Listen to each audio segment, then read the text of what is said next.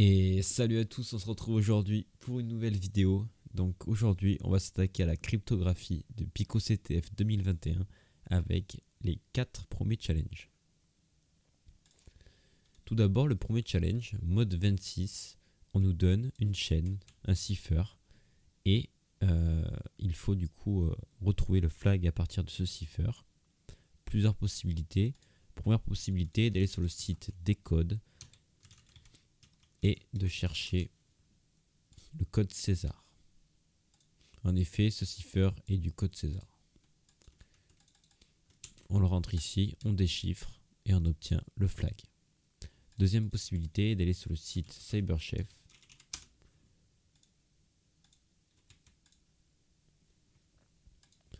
De rentrer notre cipher à cet endroit-là, de chercher ROT13 et on obtient le flag ici.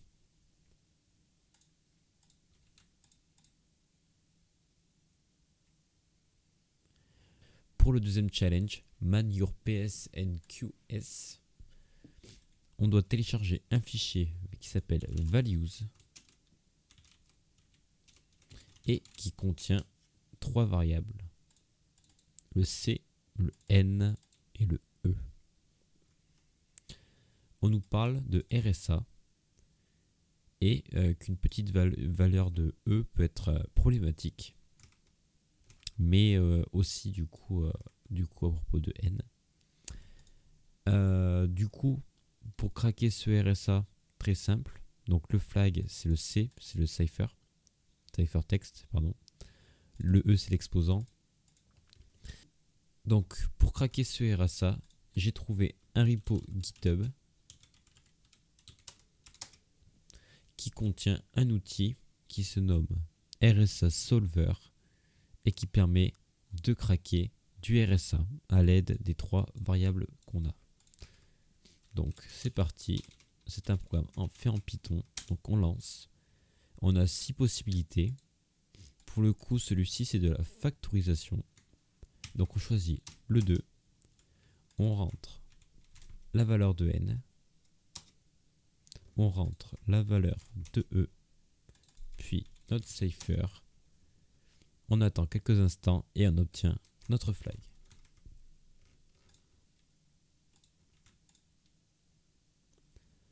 Pour notre troisième challenge, easy peasy, nous avons un fichier Python à télécharger.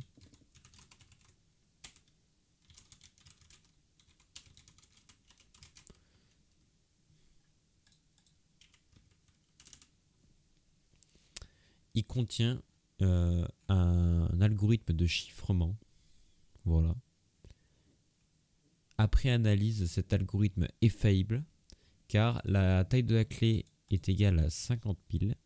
Et donc il suffit qu'on itère plus de 50 000 fois pour récupérer le bon pattern. Étant donné que c'est du XOR, on peut reverse le programme. Donc pour faire ceci, on va commencer par ouvrir un interpréteur Python. Alors avant ça, on va juste lancer une fois notre netcat.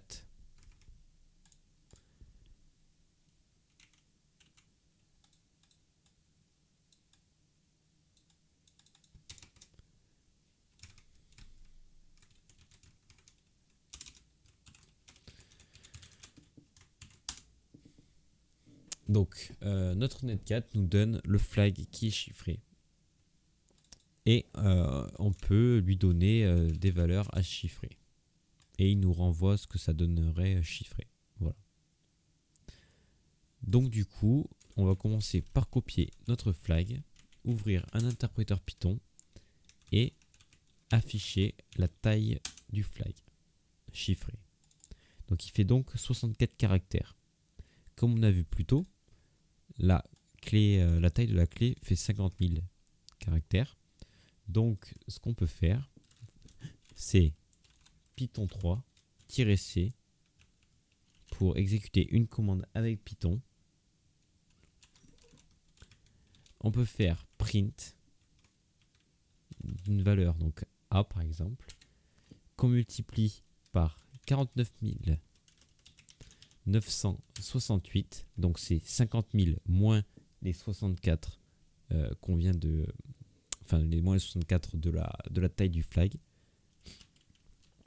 Et une fois qu'on a print ça, on va faire une deuxième commande de print et on va print une variable du coup, enfin un caractère A 32 fois pour le padding. Et tout ça, hop, c'est mieux comme ça. Et tout ça, on va le pipe avec notre netcat. Alors, petite erreur.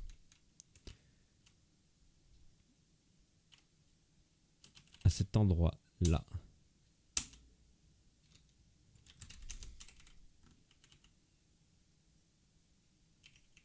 Ah, my bad. Je suis dans l'interpréteur Python encore, donc attention. Alors, je vais juste faire ça afin de récupérer ma commande. Je lance. Et là, j'obtiens plusieurs choses. Donc, tout d'abord, on a toujours, si on remonte, donc là, il y a tous les caractères qui sont print. Et du coup, on obtient la data qu'on veut encrypter, chiffrer, pardon. Donc, juste à relancer une deuxième fois le netcat. Et comme ça, on a le flag chiffré, ce qu'on a du coup après les 50 000 de la taille de clé. Et en fait, grâce à ça, on peut juste lancer une instance Python 3, créer une première variable qu'on peut appeler var1, qui est égale à 0x pour transformer cela en hexadécimal. On met le flag chiffré, puis on peut créer une deuxième variable.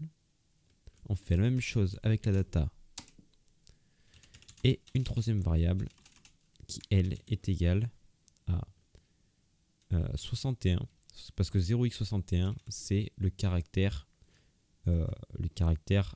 A minuscule qu'on a mis plus tôt dans notre commande Python. On peut le vérifier. Si j'ouvre un interpréteur Python 3 et que je tape 0x61, on obtient 97 et que je fais chir de 97 afin de transformer ce décimal, on obtient le caractère A. Donc on remplit le 61 tout le long.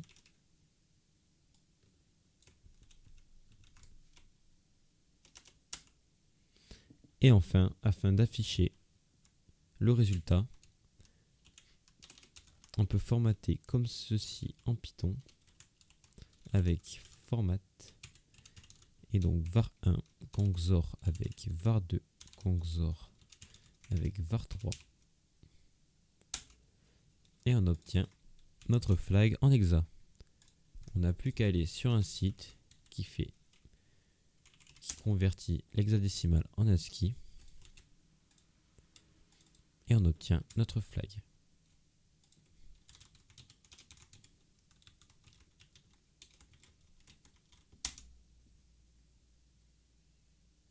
Enfin, pour notre dernier challenge, mini RSA, on nous donne un ciphertext qu'on peut télécharger et afficher. Il contient 3 variables, N, E et C. Et grâce à l'outil précédent, RSA Solver, on peut le craquer facilement le ciphertext grâce à la fonction lowcipher. On rentre le N, le E, donc 3, et le cipher. On n'a plus qu'à attendre environ 1 minute le résultat.